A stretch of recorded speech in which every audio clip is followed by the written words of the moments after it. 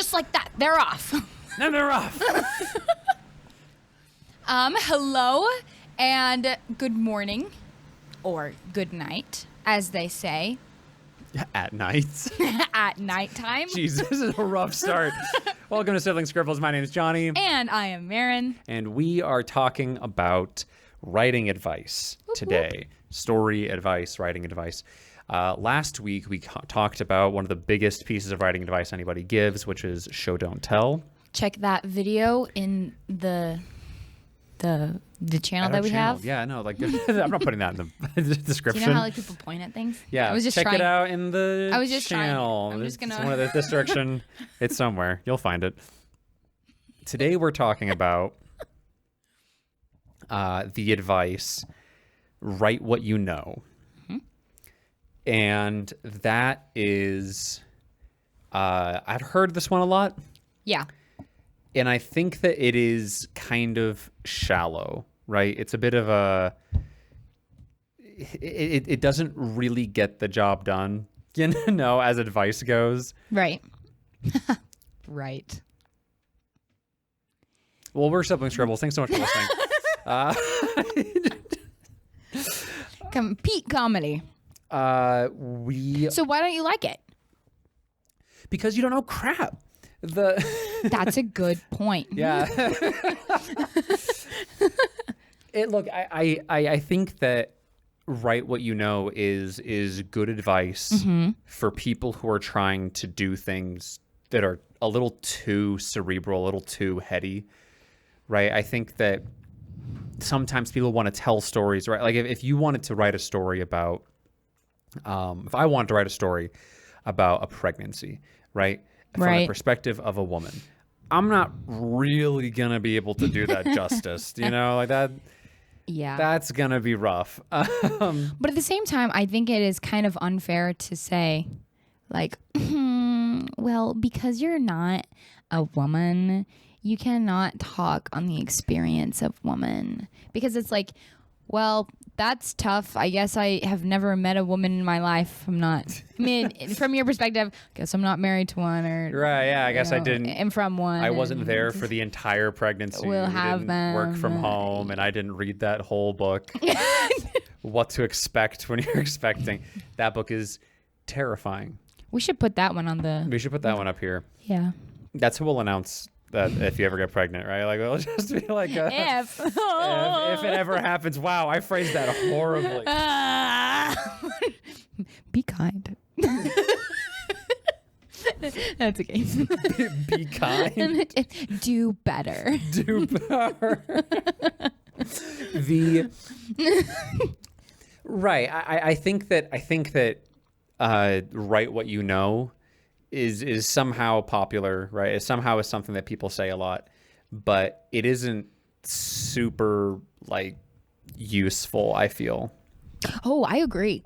Because it's like saying write what you know, which like does work in really good circumstances, and we should come back to that later. Like, let's just talk first. Want to crap talk it first? Let's just like spill the tea on roast the flip out of this thing, and then we'll come back to it.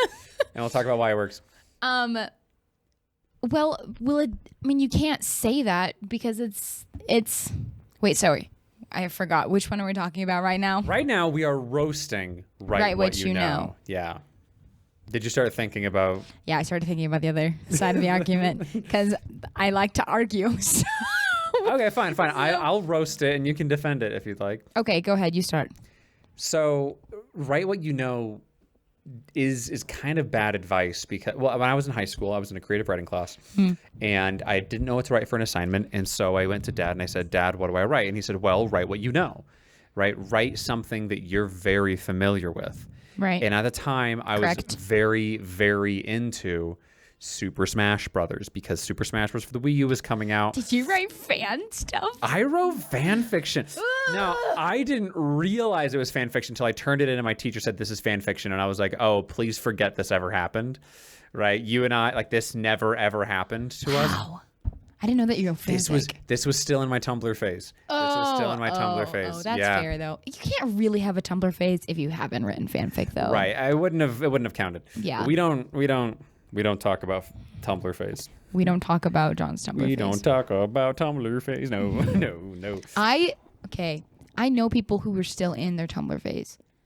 They're like 25. That's a whole episode.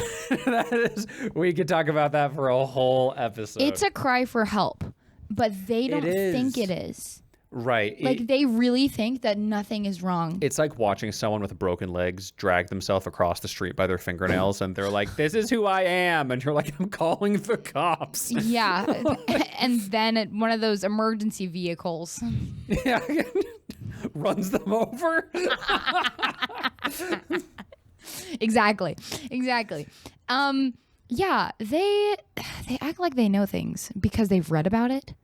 But I don't trust anything on Tumblr. That's like the perfect example. If someone on Tumblr read something, then they would say, "Oh, I know it," and then they would write it. But they don't actually know it. They've just read someone else's opinion on something. We'll kind of come back to show don't tell. Like what they just kind of know what something is and they can describe it. Right. But they don't actually know how to show it. Yeah. Right. They don't know how to actually write the emotion and the experience of that thing. Yeah. I came home from work this week, actually, and I ran into Thompson a little bit. I was like, so one of the girls at my work, she was talking about how, like, you can... So I don't eat sugar and I don't eat gluten because it just really messes me up hormonally and different things. So I just have cut it out completely. And I've done diets for a long time. I think they're just interesting and fun. But so I've done every single diet under the sun. And now I just do health. Health is my diet. Good for you. Thank you. It's been a long journey. But the girl was talking about, she was like, yeah, you can just like starve yourself and like get the same results. And I was like, whoa, my friend, my girl. I had like the first half of a sneeze, like a, I'm like, what are we doing? I was like, girly, don't do that. I was like, well, yeah, if you want to have organ failure. Yeah, that's not. Yeah, well, I mean,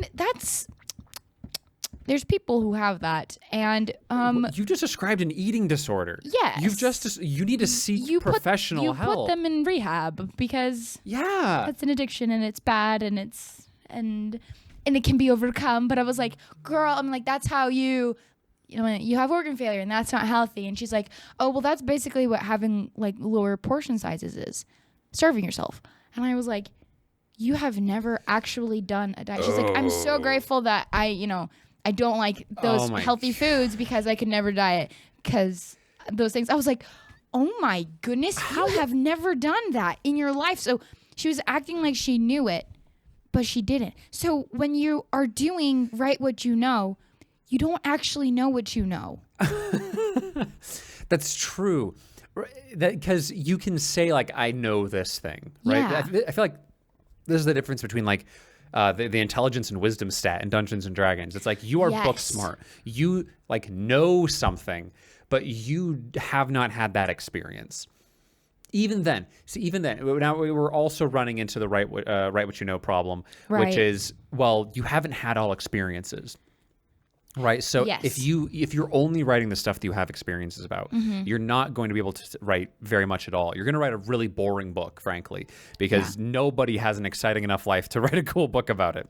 Yeah, like some people do, but their lives are so cool that they're busy having cool lives to write about it. They're not like, it takes time to write a book, and it would take time out of their awesome lives.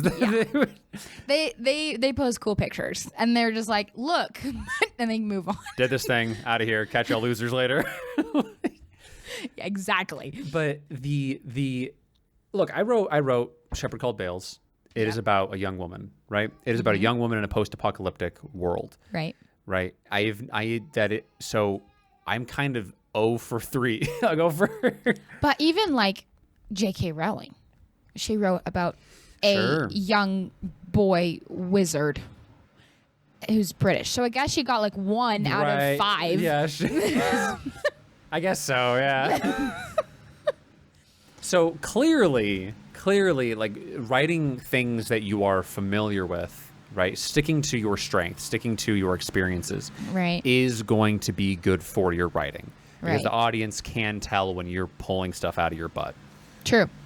But, so where is the sweet spot, right? Where is the sweet spot? You're writing about something that you have not experienced and that you only know about, like through reading. Right. How do you take that to the next level?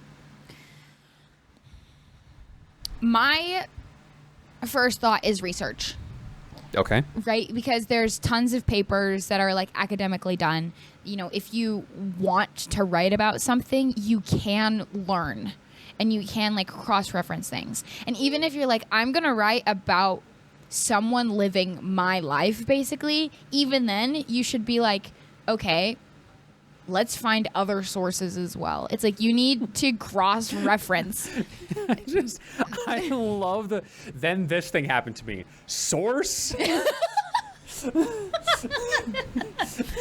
Quote my dog, bark, bark, ruff, ruff, bark, bark.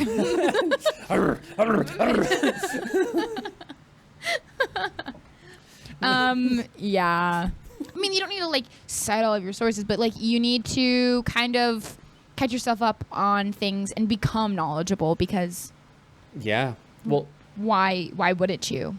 I actually kind of love what you said. Like, even if it's a story about someone essentially living your life, trying to find other people that have lived a very similar life to you, and then understanding their experience and understanding the things that they, went through and who they are as a person will help you write a story that doesn't sound one-dimensional.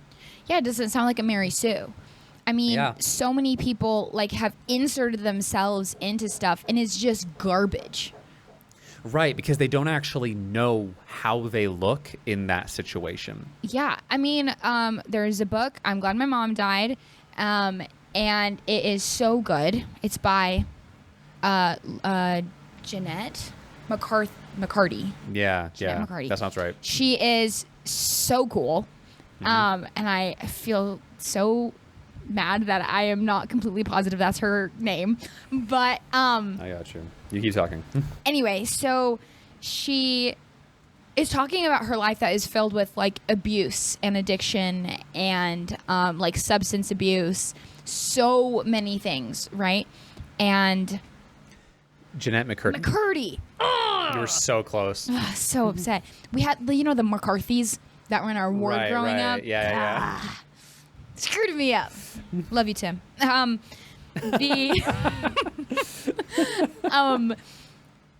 But I mean, like, she's talking about all of these terrible things that have happened in her life. But like, if she had been writing about her life when she was younger, I mean, she would have been like, my life is great. I'm kind of sad sometimes, but I'm grateful for these things that are happening. But like, she looks back on her life after years of therapy and she's like, oh yes, I was in all of these very bad situations. So it's like she had a different perspective on Right. it. And it's like, we can't have a different perspective unless you start doing research on crap.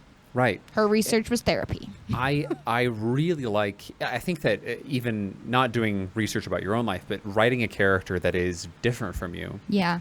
right? Or creating a character that's very different from you, finding someone to base that off of, maybe not like visually or even like the way they talk, but finding people who have been very open with their problems and saying, okay, how have they described this? How have they made it through these things? How did they react to those things? Yeah. It gives you perspective, right? It sounds kind of like writing and creating in general is a empathetic art form, right? You are trying to get people to feel for people who don't exist, right? Yeah. But in reality, right, but also, I guess, the stories that we tell are reflections of our reality, right? The stories that we tell are ways that we attempt to understand one another better. And so understanding one another better is kind of a prerequisite. Yeah. It's exact same thing in like we're told in like my classes in animation. They're like, you can't like create life without having a life. So yeah. I'm not talking about like making them babies, but you can like you need to go and like live. Making them babies. Like our teachers are always saying, go and date, you know, have activities, hang out with friends. Do they really say that? Go to the gym. Yes, but then they also say you should never leave the labs, because if you leave the labs, no one will want you. And I chose the former thing and having a life, and now I'm married and I'm healthy. So yeah. Now you have really cool things. I have neat like hobbies. Neat hobbies like birds of East Africa. I'm going to Kenya in a few weeks. Yeah, gonna go see some friggin' birds. You're going to hear about that in the future. Oh, I'm so excited. We have an episode planned for that, don't we? Mm-hmm. Yeah, just an Africa. We're just going to like episode. talk about birds. I'm so excited. But like, you have to have a life. And now I am like, I want to insert birds into things. Yeah. Birds are neat. Birds are cool. And I'm going to stick to that. I think that is something I'm... all right, here I go. You've awoken the beast, the critic beast inside me. Womp womp. Womp womp. Did you say womp womp? Did you just say womp womp? That is one of my favorite clips of all time.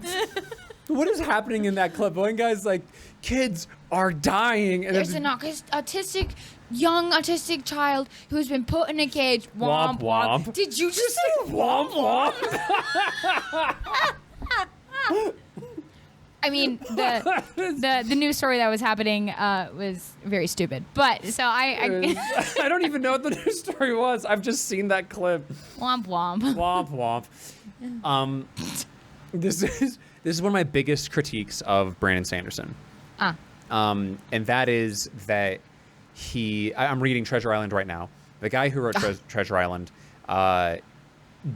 clearly understood a lot about like the sailing and the you know, he understood, or at least he understood enough to immerse me in this story. Right. Brandon Sanderson. Like he sounds like he's talking. He knows what he's talking about. Right. That's all that matters, right? I'm sure that like a sailor is like, this is bullcrap. But my issue with Brandon is that Brandon is a master. He's the master about his worlds, right? He understands everything there is to know. He understands like the lore and the history and the magic perfectly. He has all the perspectives on it. Mm-hmm. But he does not have a great perspective about other things like romance and politics. And so early on, some of his earlier works, his romance isn't particularly engaging for me. I find it super cringe and like not super believable. He gets better. He gets better. Some of his more recent stuff is a bit more like he does more of like a slice of life kind of like romance built through friendship thing. Okay, that's good. But I still really, really cringe at his politics. Politics is we grew up with Isaac. Okay, this is our Isaac shout out of the episode. Isaac and Dad's bad boy of the day. Yeah, Dad's bad boy of the day. Every day at dinner, he would say, "This is the bad boy of the day," and he would go through and just talk about somebody who made a massive mistake. It was just a news story, and because at dinner time, it was like, I mean, with 6 kids, these kind of chaotic sometimes, and so we would have something to look forward to. And he would tell a story. Essentially, he would tell the story of the bad boy of the day, and either it was like a silly news story or it was a politician, and that's the way that he taught us politics. Right, kind of like how people talk about Florida Man. That was like right. Yeah, it was basically Florida Man or current events. Yeah, and exactly. It was great because, I mean, first of all, he didn't really take a side, right? He just told us the story and let it go. Mm-hmm. His opinions have changed since then. Dad takes sides now. but I didn't know what political alignment Dad was growing up. Really? Well, also, I didn't really get, I mean, like, I could have looked at my parents' lifestyle and been like... It was pretty obvious, right? But like, I mean, he never voiced it. He never said, like, this is who we're voting for, kids. Like, yeah, well, it's because he was a bishop really young, and bishops aren't supposed to politically align themselves. That's right. And so he took that very seriously, and he didn't. It just was a habit of his. But in the walking back, we grew up with Isaac and Dad, and when we played Risk, and Uncle Nate, who is like who majored in like counterterrorism, right? And so. Did he? He did, yeah. Post 9/11 America was nuts. I guess it's still post 9/11 America. It's not pre. Right on. Right. Back to pre. And so they had playing Risk with them taught me what I needed to know about politics. And then I've seen that reflected and like reiterated. Thank you. Like over and over and over again. Yeah. Which is politics is really, really, really petty. Oh, It is not this like glorious leadership thing. It is kind of like it's just petty, right? And I don't think that Brandon captures the utter pettiness of it. It all seems just a little grand in all of his works. Yeah. Like you kind of wish that politics was kind of grand, because you're like, oh, these great sacrifices are happening. And it's like one dumb person gave some other dumb person a blowjob, and now they are, VP. So I was like, that could be anyone. I like that. That's who. This Monica Lewinsky, Nancy Reagan, friggin' Kamala Harris. Is that who we're at now? Yeah. Well, at least Lewinsky didn't go into politics. That's true. She went Good into for her. Anti-bullying because she got bullied so bad. She got bullied. Holy cow, she got bullied. Tough. Look, man, you reap what you sow. Come on, Brandon Sanderson, more blowjobs. Well, that I give a critique. I give some praise.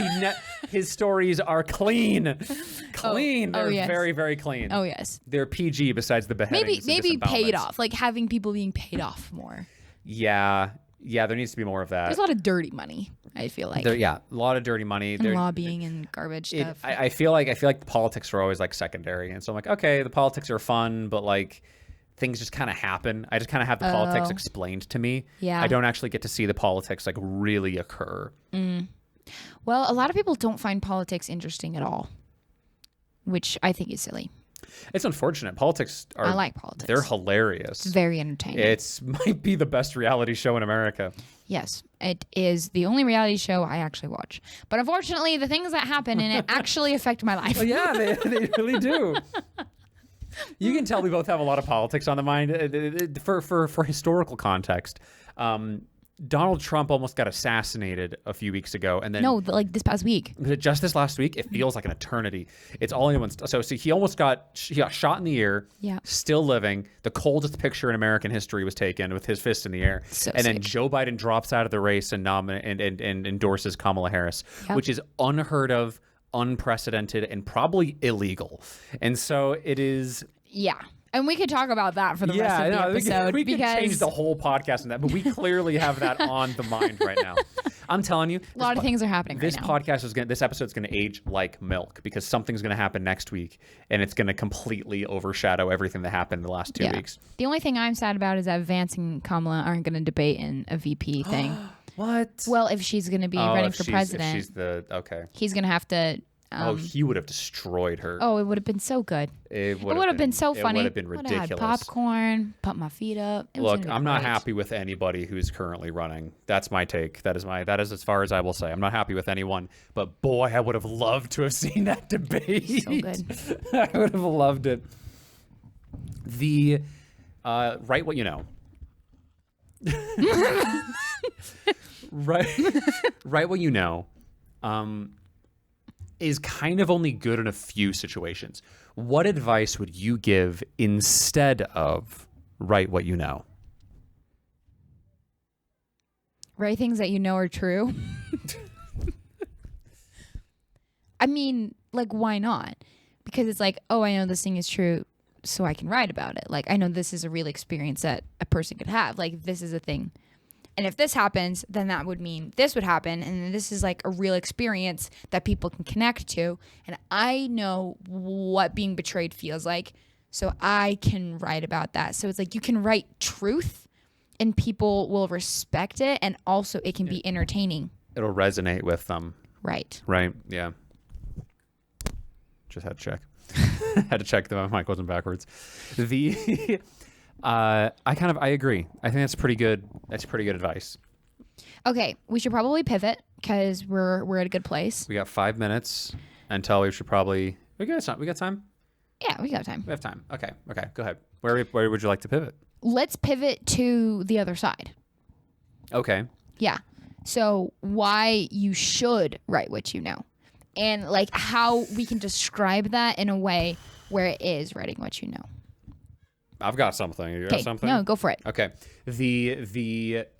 In acting, there's been lots of schools of acting. Right now in America, the popular school of thought is that when you act, you should be essentially attempting to evoke those emotions that the character is supposed to be feeling in yourself to create an accurate representation of that feeling on the screen or on stage. So like you said, oh, that's kind of intense. it's really intense. It's very, very intense. It's like, what's his face crying in, he has a striped shirt. He has a broken arm. He fell out of a tree. He's not gay. Pollyanna? I don't know if he is gay. I don't know. I actually haven't seen the show. I have no idea what you're talking about. The guy, someone commits suicide, and so he writes letters. Holy crap. Evan Hansen. Yes. He cries on... That show was such a letdown that it's a letdown to know that's what you were thinking of. What a garbage story. No, but like the guy who plays... Ben Platt. Yeah, he like cries every single performance. Yeah. Because he has to like put himself through. And he's like actually crying, like snot crying. Yeah. He's not like...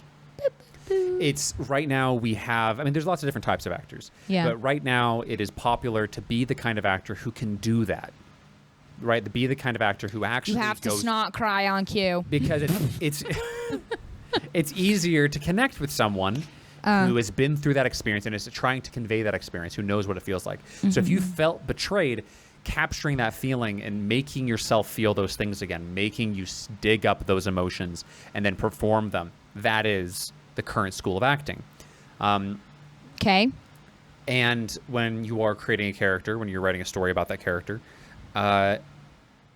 write what you know can be very useful to say, like, look, it is not believable to me that this character is experiencing betrayal.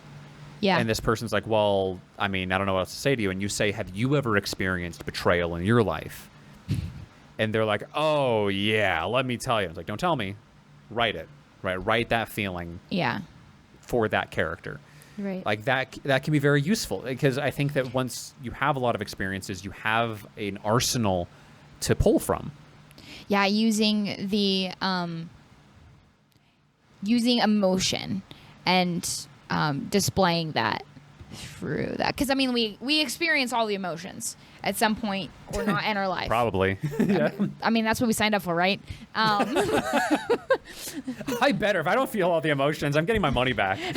I signed up for the buffet. We can skip grief, but... Ooh, hang on. That's coming back around again. Do I have to? Do I have to have... I'm not really feeling that. It's like at a sushi, like the sushi. It keeps coming back around. Yeah, do you have anything else back there? Grief.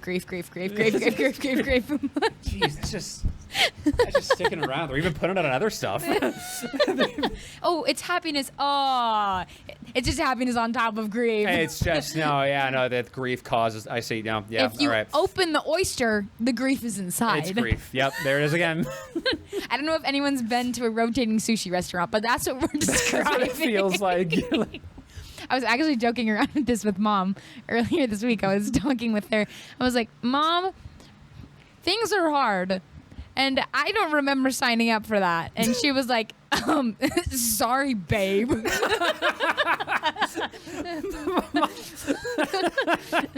Mom is a savage queen.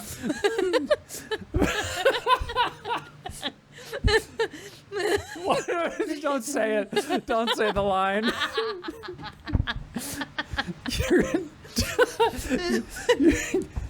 I'm just a dumb thick snack. I'm just a dumb. You're a dumb thick snack. No, I'm just a snatch rat with sus kinkles.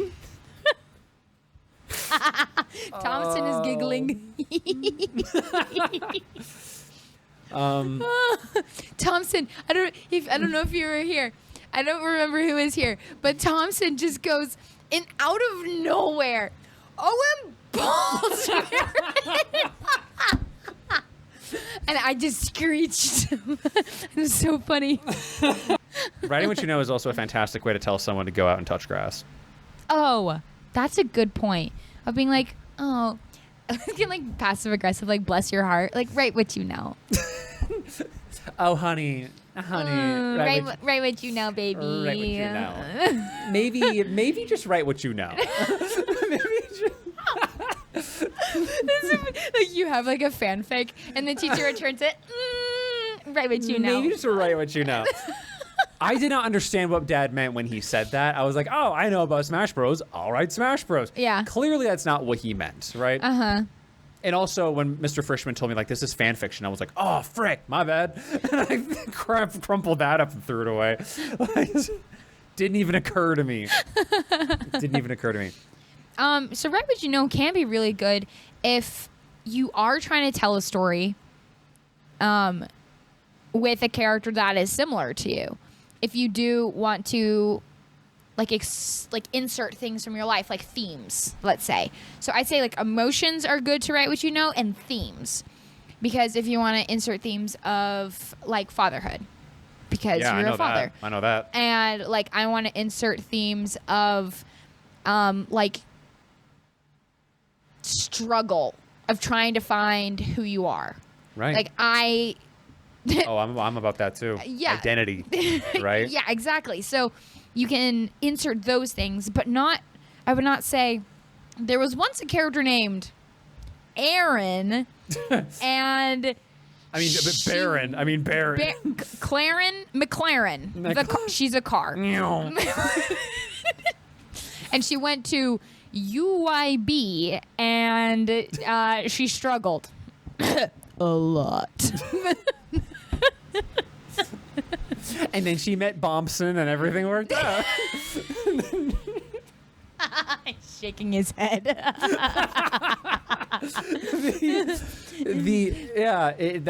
do that. Don't do that crap. Don't so write cringe. fan fiction about your own life. Do not marry Sue. Don't do that. Yeah. No. I think though this is the kind of the another bright side of this though. Mm-hmm. Writing what you know is kind of also genius because only you have had your experience. Yeah.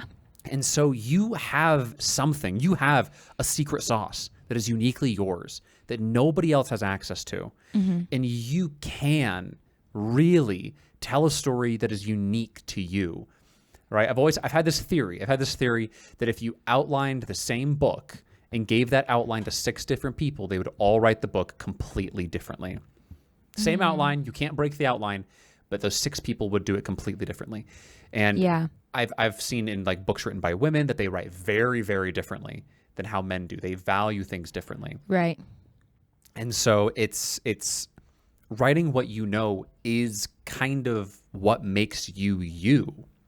It's how you find your style and how you find your like voice in being just like a person. And that's why like AI can write as much as it wants and people can put as many prompts in as it wants as they want to. But like without the human voice, it's going to sound fake. Like something can be buttery and it's this sign. It's kind of like buttering someone up, like flattery. Smooth. Something can be smooth and elegant. It can be all of those things, but it won't be human. Right. There's some rawness that we have in our experience that once you become a good writer, you can articulate. And I think that's impressive. Yeah. Absolutely. That is really well said. I feel like if we say anything else, I'm going to mess it up. Right? Like, Yeah, I know. Psh, I went to English once. once. Well, thanks so much for listening to Sibling Scribbles. My name is Johnny. And my name is Marin. And you can find us on Instagram, TikTok, YouTube, Spotify. You can read our webcomic on shepherdcalledbales.com. Just going to point at things. And start pointing at things. Cut.